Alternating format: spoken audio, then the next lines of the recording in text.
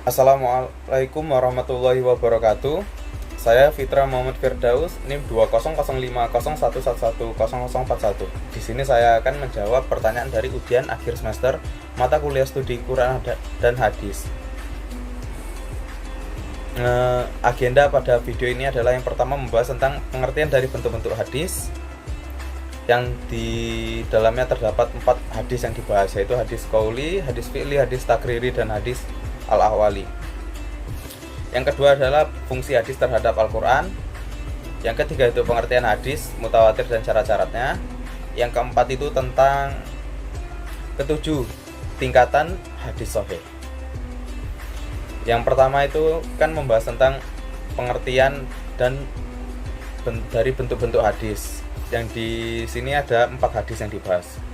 A. Hadis qauli. Hadis qauli adalah hadis yang berasal dari perkataan Nabi.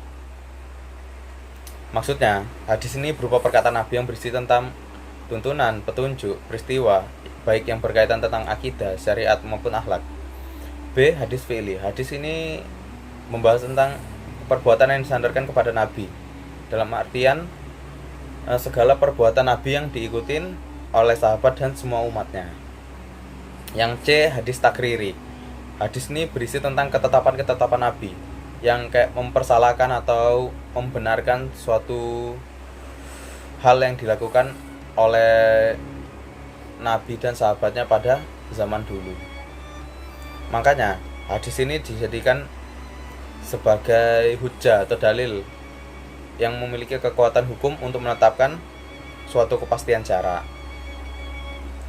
D adalah hadis al-awali. Hadis ini hadis berisi tentang iwal Nabi. Maksudnya itu hadis yang berkaitan dengan iwal Nabi ini adalah yang isinya tentang sifat-sifat Nabi, kepribadian Nabi, serta keadaan fisik Nabi. Yang kedua itu fungsi hadis terhadap Al-Quran. A. Bayan at-takrir. Maksudnya ini memperjelas atau memperkuat isi Al-Quran. Misalnya di Al-Quran ini udah ada perintah kayak dilarang mabuk-mabukan atau dilarang memakan makanan haram. Nanti di hadis itu diperdetail lagi, maksudnya dari minuman keras dan makanan halal ini apa-apa aja gitu. Yang kedua itu bayan at-tafsir. Maksudnya itu menafsirkan isi Al-Quran yang masih global atau masih bersifat umum, jadi dirincikan lagi seperti memperjelas tadi itu.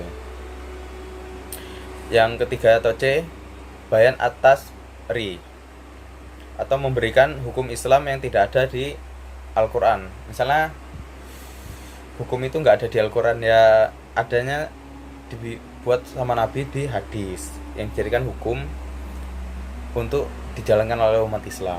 Makanya hadis ini hukum Islam yang kedua setelah Al-Quran.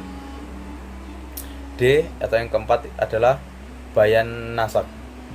Maksudnya ini adalah mengganti ketentuan terdahulu, yang misalnya dahulu ini ada kejadian gini, yaitu hadisnya keluar gitu. Misalnya beberapa ribu tahun, misalnya pada zaman ini ada kejadian yang nggak sinkron lagi sama zaman dulu, itu bisa diganti hadisnya itu. Yang ketiga itu kita membahas tentang pengertian hadis, mutawatir dan syarat-syaratnya. Mutawatir secara bahasa artinya berturut-turut atau lebat. Sedangkan secara istilah yang diambil dari Nuruddin dalam Hajj al-Naqdi fi Ulum al-Hadis mendefinisikan hadis mutawatir sebagai berikut. Hadis yang diriwayatkan oleh perawi yang banyak diyakini tidak akan sepakat berbuat dusta dari perawi yang semisalnya awal sanad hingga akhirnya, yang periwayatnya disandarkan kepada pengamat indrawi. Dari pengertian di atas ini dapat dipahami hadis mutawatir itu adalah diriwayatkan oleh banyak orang. Dengan jumlah sebanyak itu, maka mustahil mereka sepakat untuk berdusta sehingga diyakini kebenarannya. Adapun syarat-syarat hadis mutawatir ini yang dikutip dari jurnal predikat hadis dari segi jumlah riwayat dan sikap para ulama terhadap hadis ahad ditulis Saifuddin adalah A. Memperoleh dari atas dasar panca indera. B. Bilangan perawinya mencapai jumlah yang menurut adat mustahil. Mereka bersepakat dulunya untuk tidak berdusta. Yang C ini ada kesinambungan jumlah perawi dan sabakot masing-masing. Yang terakhir adalah atau yang keempat itu membahas tentang 7 tingkatan hadis sahih. Yang pertama adalah hadis sahih yang disepakati oleh Imam Al-Bukhari dan Imam Muslim. Yang kedua, hadis yang khusus disahihkan oleh Imam Bukhari dalam kitab sahihnya. Yang ketiga, hadis yang khusus disahihkan oleh Imam Muslim dalam kitab sahihnya. Yang keempat adalah hadis yang memenuhi kualifikasi hadis sahih menurut Imam Bukhari dan Imam Muslim. Yang kelima, hadis yang hanya memenuhi kualifikasi hadis sahih menurut Imam Bukhari. Yang keenam, hadis yang hanya memenuhi kualifikasi hadis sahih menurut Imam Muslim.